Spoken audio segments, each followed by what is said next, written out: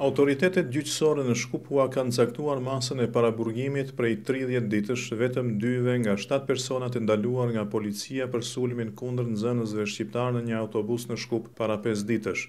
Të tjerët mbasi për shkak të moshës 9-18 vjeç janë liruar, por organet e rendit as ato të gjyqësisë nuk kanë shpjeguar arsyet. Ndërkohë nxënësit e rrahur shqiptar përveç plagëve duket të kenë pësuar dhe trauma saqë druajnë të shkojnë më në shkollë, siç është shprehur të paktën njëri prej tyre për mjetet e këtueshme të informimit. Janë shënuar sipas policisë raste të reja të dhunës në Shkup dhe një rast në qytetin e Prilepit në jug të Maqedonisë, por nuk saktësohet nëse bëhet fjalë për persona të përkatësive të ndryshme etnike.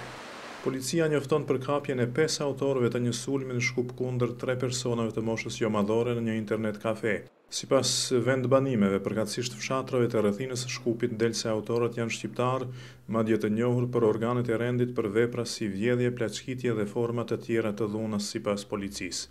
2 persona ndërkohë janë ndaluar në Tetov lidhur me një incident ku ka pësuar lëndime të lehta dhe një polic gjatë një zënke.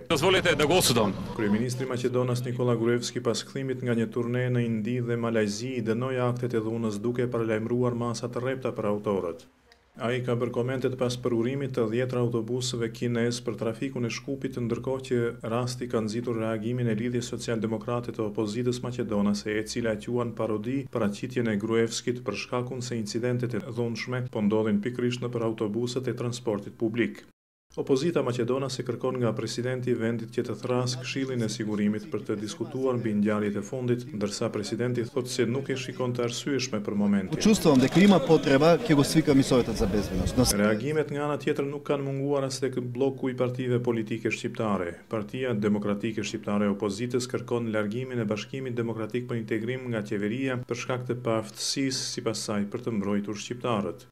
Deri sot nuk është njoftuar ndërkohë për ndonjë takim në mes drejtuesve të partnerëve të koalicionit qeveritar VMRO dhe BDI, ashtu siç pati paralajmërime nga Partia Shqiptare për të gjetur mënyra të zgjidhjes së problemeve të shtuara që po rëndojnë marrëdhëniet ndërretnike.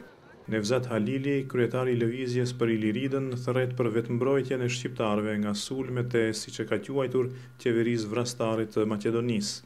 Analistët ndërkaq vlerësojnë që qeveria nuk po angazhohet për ndërtimin e besimit midis komuniteteve etnike. Për Zërin e Amerikës, nga Shkupi, Isak Ramadani.